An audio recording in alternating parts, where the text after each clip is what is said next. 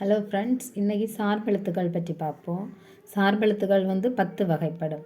அவை உயிர்மை, ஆயுதம், உயிரிழபடை, ஒற்றளபடை, குற்றியலிகரம், குற்றியலிகரம், ஐகார குறுக்கம், ஔகார குறுக்கம், மகர குறுக்கம், ஆயுத குறுக்கம் ஆகிய 10 சார்பெழுத்துகள் ஆகும்.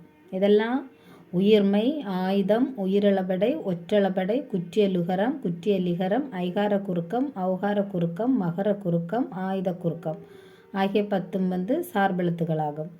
அவற்றுள் உயிரிழபடை, ஒற்றளபடை ஆகிய 2 எண்ணத்தை குறித்து நம்ம இங்கே பார்ப்போம். அதாவது அளபெடுத்தல்னா என்னன்னா, நீண்டு ஒலித்தல். பேச்சு வழக்கில் சொற்களை நீட்டி ஒலித்து பேசுவோம். அவ்வாறு பேசும்போது உணர்வுக்கும் இனிய ஓசைக்கும் அளபெடுத்தல் பயன்படுகிறது. அம்மா, தம்பி அப்படின்னு நீட்டி ஒலிக்கிறது தான் அளபடை. சரியா? இதில் அளபடை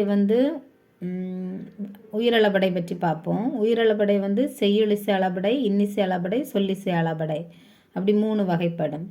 செய்யுளிசை அளபடைனா செய்யுளில் ஓசை குறையும் போது அதனை நிறைவு செய்ய நெட்டெழுத்துக்கள் அளபெடுத்தலை செய்யுளிசை அளபடை என்போம். இதனை இசை நிறை அளபடை என்றும் கூறுவார். அதுக்கு எக்ஸாம்பிள் ஓ ஓதல் வேண்டும். இது மொழி முதல் செய்யுளிசை அளபடை. உறார்க்கு உற்றுநோய், அது மொழியிடை செய்யுளிசை அளபடை. நல்ல படா பறை மொழி இறுதி அளபடை.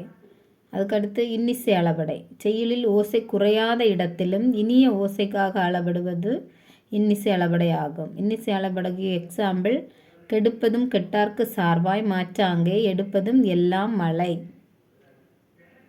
அடுத்து சொல்லிசை அளபடை. செய்யுளில் ஒரு பெயர் சொல் எச்ச சொல்லாக திரிந்து அளபெடுப்பது சொல்லிசை அளபடை ஆகும்.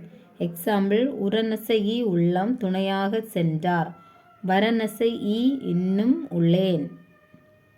நசைனா விருப்பம், விரும்பி என்னும் பொருள் தருவதற்காக நசையி என அளபெடுத்து பெயர் சொல் வினைச்சொல் அடையாக மாறியது. இவ்வளவு உயிரளபடையில் உள்ளது. உயிரளபடை எத்தனை வகைப்படும்? 3 வகைப்படும். செய்யுளிசை அளபடை, இன்னிசை அளபடை, சொல்லிசை அளபடை. அது 3க்கும் எக்ஸாம்பிள் பார்த்தாச்சு. இனி ஒற்றளபடை.